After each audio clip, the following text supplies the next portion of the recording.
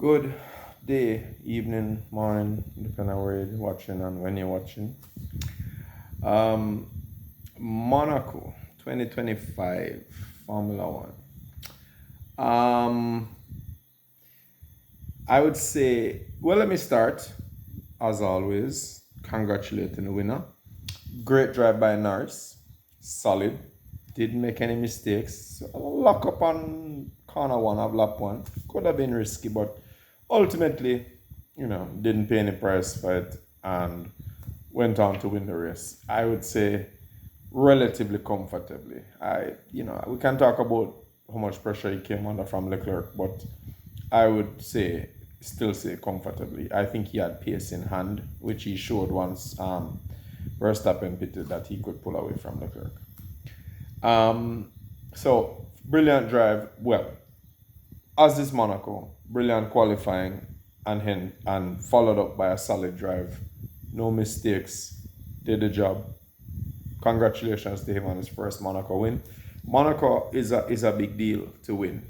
It carries a lot of prestige, a lot of kudos to drivers who managed to win Monaco.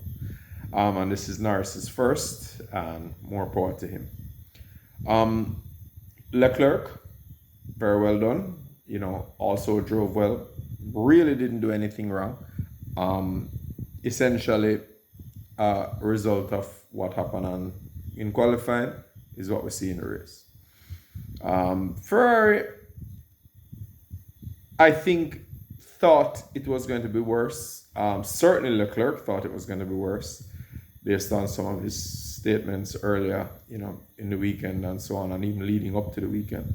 But the ability of the Ferrari to deal with bumps, deal with curbs, and put down the power on corner exits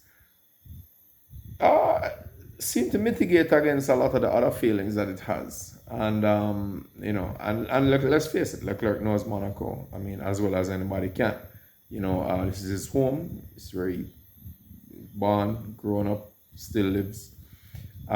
He knows Monaco like the back of his hand, and of course the added motivation of wanting to win your home race is tremendous, right? So without a doubt, his performance was great, and I was impressed with it. Particularly contrasting it with what Hamilton did with the other Ferrari, but we'll get to that in a minute. Piastri, again, good drive, qualified, third, finished third. Not only was I a little disappointed in his qualifying, but I would say he kind of got a little lucky with the race too. He made quite a few mistakes, and I think he dodged more than a few bullets. He slid wide a couple times, touched the barrier a few times. Not the neatest, not the most composed race from him. I think he looked back on it appreciating the fact that he got the third, but maybe also thinking that he kind of got away a little bit there, and maybe looking back a bit on some of the things that he could have done better. So that's really the top three. Verstappen, I think, got what he deserved. He qualified fourth and finished fourth. They rolled the dice with the strategy in the hope that there was a safety car or something, a red flag or whatever. That's a fair, I think, strategy on the part of Red Bull to just keep the stop for the last lap, because anything cannot miss Monaco. I mean, we saw yellow flags and so on in the I think VSC too, in the very early stage of the race. So it's certainly not a bad strategy if you start in fourth with a car that is not necessarily the fastest and on a track where it's virtually impossible to pass. So if you start in fourth, to roll the dice on an alternate strategy is not a bad idea. And it worked out well for them in a sense where Hamilton faded very badly towards the end, finished 40-something seconds behind by that time, and so Verstappen had an ample window to pit with no worry about any Hamilton passing. So it worked out well for Red Bull in that regard, in terms of Verstappen. In terms of Tsunoda, I don't know what's going on there. I mean, I don't want to put too much significance on Monaco because it really is an unusual track. It really presents essentially a unique set of circumstances, which we probably shouldn't get too bogged down in the details of what happened to Tsunoda there. But because he seemed to have been showing improvements in the previous couple of races. So I don't want to put too much emphasis on this. But still you have to judge him by each performance. I mean, these are professional drivers, and this one was nowhere. Let's move down. I made a couple of notes, even though I'm gonna keep this pretty short because it wasn't a race that I think warrants too much discussion. But moving down, Williams, and I'll treat Williams and VCarb together. Excellent results using, in my opinion, the correct strategy based on the rules and regulations of this particular race, based on the circumstances that they were presented with by the FIA and by the nature of the track. I think both of them made the right call, did the right things, and both teams ended up in the points with all their 4 drivers respectively. So I think they made a good move. Lawson impressed me. He did exactly what he needed to do. Mind you, I do think because he already been demoted once for the year, he's very, he's not going to try and defy any team order or do anything stupid. So whatever he did well because he produced the result that they needed. He did hold up the pack and he gave Hadjar the break. Hadjar, wow. Good drive from him. Notwithstanding the fact that Lawson could give him the gap for the 2 stops. Hadjar drove well because let's not forget, you have to qualify well in order to be in a position to make that strategy work, what they did. And hence, you can't separate the 2 things, right? Hadjar drove very, very well this weekend. In fact, Hadjar is becoming one of the best rookies, if not the best rookie on the grid. Yes, Antonelli is there, and Behrman has his moments, but boy, I gotta tell you, and Colapinto, we'll see. I think, not sure if he's delivering on the promise of last year, but so far anyway. But it's early days. But definitely Hadjar since the year has started, other than his screw up initially. I think that he's really, really come on. And he drove very well today. He was quick. And he drove very well yesterday as well. Qualifying that car in 5th is not an insignificant achievement. So I'm looking forward to how well he does for the rest of the year. Williams, same thing. Made the strategy work. Albon and Sainz seem to be at this stage anyway, working fairly well together. If Sainz starts scoring points consistently and they start to get a little closer, I don't know how well they'll work together, but for now, it seems that they're working well together, and it seems that the car is working well. I mentioned at the last video that Vols seems to be, the management of Vols, I should say, seems to be taking effect. And the car isn't bad at all. It's coming along. Where are we? Mercedes. Now, that we mentioned Williams and VCarb before we mentioned Mercedes. And in fact, if we want to throw Ocon with the Haas into the mix, who, by the way, also drove spectacularly well, he tends to go well around Monaco generally. But this excellent run for Haas and for Ocon. That these guys are being mentioned before Mercedes is very telling. This was an atrocious weekend for Mercedes, one that they would very happily put in their past quickly and move on, because Russell was nowhere. Antonelli was even less anywhere. And then I'm gonna get to what Russell did a little later. So I was dealing with the kind of results on the surface now. I was not impressed with what Mercedes achieved this weekend. Their drivers were clearly struggling, and Mercedes needs to take a long, hard look at what they're doing, because this weekend was a disaster.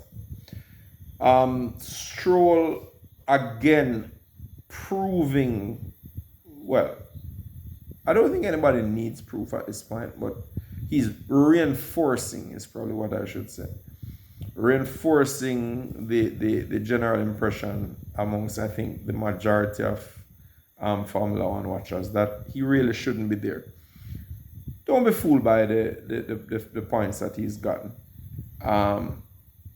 for the team. The reality is he is just not at the level needed for Formula One. That screw up with Leclerc in practice was shocking. I saw a few analyses later after the incident occurred, and one of the things that stood out to me was, yes, the team radar communication was poor, and I think the radar communication, even in the incident with who was it? Was it Leclerc? I think so. Could have been Leclerc coming and almost running into the back of him, exiting the tunnel. In both times, there seems to be a remarkable lack of situational awareness.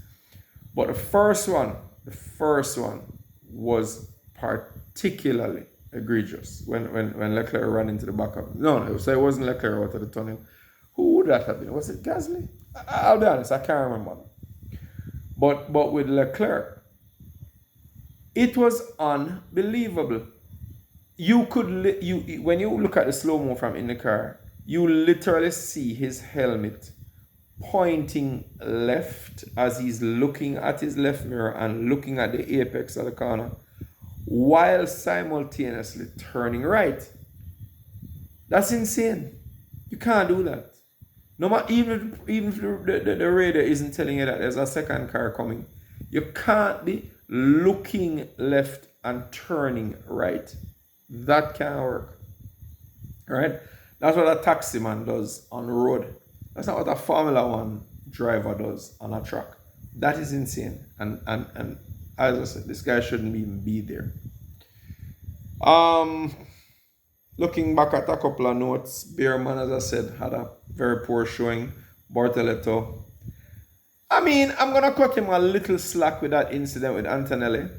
I think he made a good, it's such a double-sided story that he made such a good pass, which is so hard to do, on Antonelli in the right-hander initially. Then Antonelli, the first right-hander I should say, and then Antonelli got down the inside of him into the second right-hander to go under the tunnel. Should he have just given up the place and tucked in? Yes, we can argue that in hindsight, but guess what? Whereas I do think he certainly should have been aware that Antonelli was there, I think by the time he realized that he had gotten so far, he'd already kind of committed to that breaking point and line. And so it's not so easy to just adjust on the fly. If he was guilty of something, it was of not catching the movement of Antonelli's mirrors early enough. But I'm not going to blame him for the accident itself. I think he is just one of those things that occurred. He just found himself at a point where he could no longer alter his line. Antonelli already had taken the inside line, so he couldn't turn in anymore, and he couldn't break any later either, and ended up in the barrier. Unfortunate, but it is what it is. And that probably stems from experience, or inexperience, I should say, because I think he had a terrible incident with Alonso a couple of races back where he wasn't paying attention either and almost put Alonso in the wall. So, he needs to have a kind of a talking to by the team and maybe a little driver coaching. But ultimately, I think he is a good driver.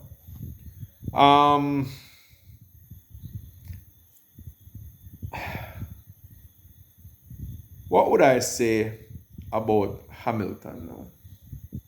I'm going to go back to the Hamilton thing with Ferrari. Why was Hamilton so slow at the end? I just don't understand. I did not hear him complaining about anything specific. Why was he so slow? You realize that had he been closer, had he been following the first four cars, say the lead pack, so we have Verstappen, we have Leclerc, we have, and the two McLarens in Piastri and Norris. Whichever order they're in at any given point in the race, it don't matter. That's the leading pack. Hamilton got a great start and had a good first stint and made up 2 positions. Full credit there. Having gotten into 5th, I just don't understand what happened after that. Because the fact of the matter is that the reason why Verstappen had the option to wait for the last lap to pit, just in case there was a red flag or a safety car, is because Hamilton was not close enough to him to put him under any pressure for a pit stop. He had all the time in the world to make, his strategists, to make any decision that they wanted about what he was going to do, because they knew that if he dropped back to 4th, there was no chance of Hamilton taking it away from him. Had Hamilton been keeping up to the pack, that would have put Verstappen on a lot of pressure, might have forced him to stop earlier, or would have just changed the face of the race a little bit. Maybe even had brought Hamilton into play for 4th. I just don't get it. I don't know where the pace went there. I need to see a little more analysis of the race after to understand what took place, why he was so slow in that last section of the race. Because it was like 40 seconds or more than 40 seconds at one point behind. And he started much closer. It was like 12 seconds or 15 seconds when the last stint started. So how on earth did he end up, so far behind? I don't get that. Alonso, Salt again. I don't know. He just don't seem to have any luck right now. So I'm gonna touch now on the overall race. I am not one of those people who dislike Monaco. I actually am a proponent of it. I think it should stay on the calendar. I like the race. I like the place. I like the whole image of F1 that it puts forward. I believe it has merit, and it has its place on the calendar. However, we cannot argue against the sort of processional nature of it. And we can put a point of view forward that there's no other qualifying session for the year quite like it. In other words, it's almost as if the highlight of the weekend is the qualifying and not the race itself. And that too has merit, because to see the kind of pressure that a driver and a team comes under to produce that one perfect lap is immense, and itself is a massive technical challenge from the team and a massive physical challenge and mental challenge from the driver, or on the part of the driver. So it has its merit, even just from the qualifying perspective.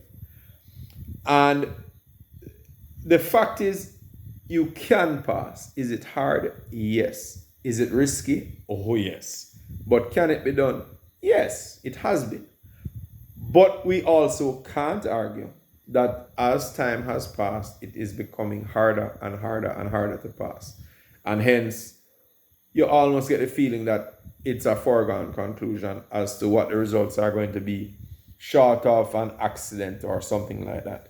Now, we do have a lot of accidents there as well, because let's face reality. Today, had what occurred early in the race occurred later in the race, Verstappen actually would have been in with a good shot of winning.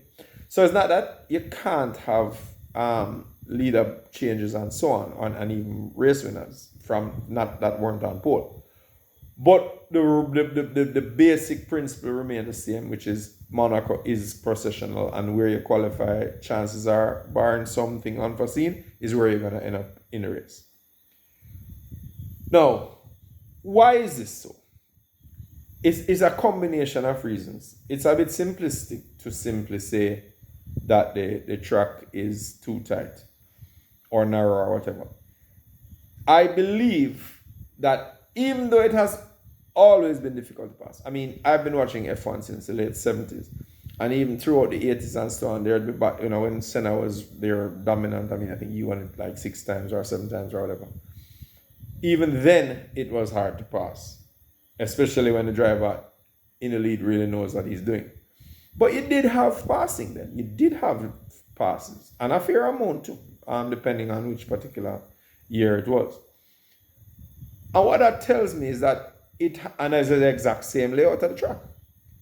It tells me that it's really an issue primarily with the size of the cars. And that is the solely within the purview of the FIA. The fact of the matter is they can make the cars smaller via rule changes if they really wanted to. I think the 26 rule changes allow for lighter cars. Whether that's achievable or not, we'll see in terms of reality because of the additional hybrid technology and so on. But the reality is the cars are simply too big. They're long, they're wide, and the track, to get passing done with cars that are so big, it just involves too much risk. It is almost a certainty that a passing attempt is going to end up in an accident or, taking each other out or whatever. So I believe that my personal opinion is I like Monaco. I think it should stay, but I'd love if the cars got smaller. Now, the FIA itself obviously has recognized the problem, but their solution is not what I am suggesting by any means. What they're throwing at it now is things that is mandatory two-stop. Now, I don't like that. I'm sorry. I fundamentally disagree with the mandatory two-stop. Yes, it added a little variation in sense where the top guys had to run their cars flat out. There's no question about that. They had to be pushing. I mean, I would argue that probably contributed to a couple of the mistakes that Piastri made that I alluded to earlier. So there's no doubt that they did have to push harder than they would normally have had to. However, for the vast majority of the field, it ended up logically in this strategy that we saw where one car slows down and backs off the entire field. Now, that used to happen as well with one-stops, but it was certainly not as popular and it was not as certain as to what the result would be when you tried to do that with the one-stop.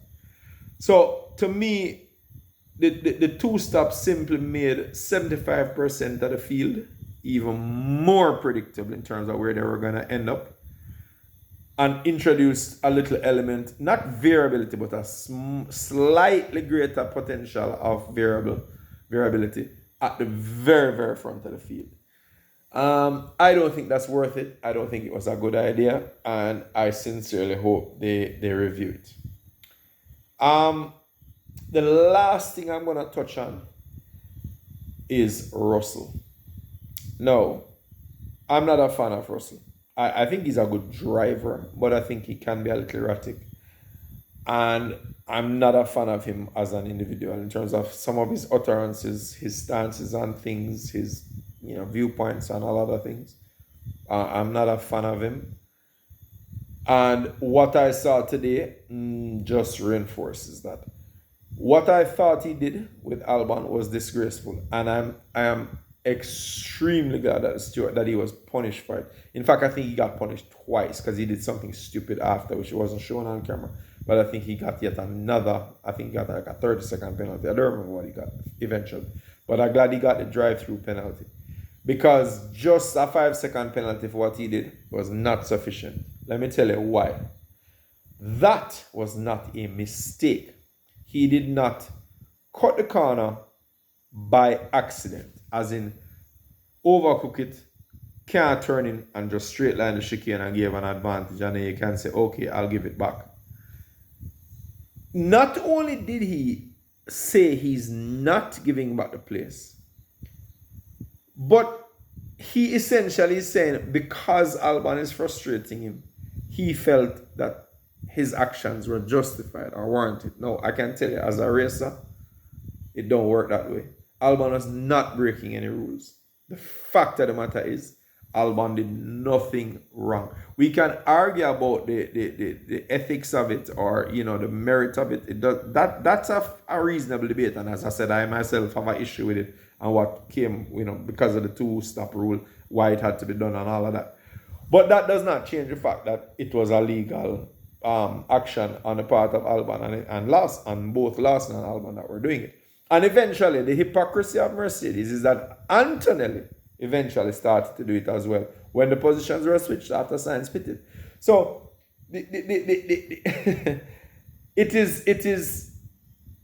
is ridiculous what Russell did, and he deserved the punishment. In football, that would be called a professional foul, but this one was disgraceful, right?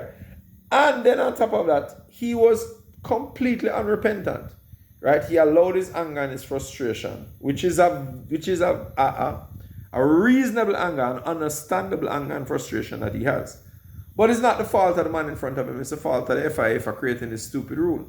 And so you can't get frustrated with the person and then cheat by cutting the straight line in the track deliberately to get ahead of them. And then announce, I'm not giving back the position, I'd rather take the penalty. You're acknowledging that you've cheated, gained a position because you know that the penalty that results from that cheating is less than the position that you've gained. That to me is, as a racer, I'll never accept that mentality. And I'm glad that the stewards, took the stance that they did. And I'm also disappointed in Mercedes for agreeing to that, for supporting him when he came on the radio. What they should have done was immediately say, no, George, you can't do that. Give back the position. We can discuss it, in a team meeting after or whatever, but give back the position. No, you can't do that. Instead, they supported him, right? And so they ended up with 2 penalties, and I'm very pleased that they got those 2 penalties. So I wasn't happy about that. I really, really thought that was a lowdown underhand thing to do, and I don't appreciate that. I think that brings the sport into disrepute. Don't like it. Anyway, championship has tightened considerably. Norris is now just 3 points behind Piastri. Not bad, not too shabby. I think the championship is going to tighten up, and if Verstappen is continuing to pick off his points as well, bring on Spain. Let's see what happens with this flexi-wing rule and a few other things, and let's see if Red Bull's performance from the previous race, shows itself again. Season is still young. A lot of things left to happen. A lot of races left to run. So, bring on Spain.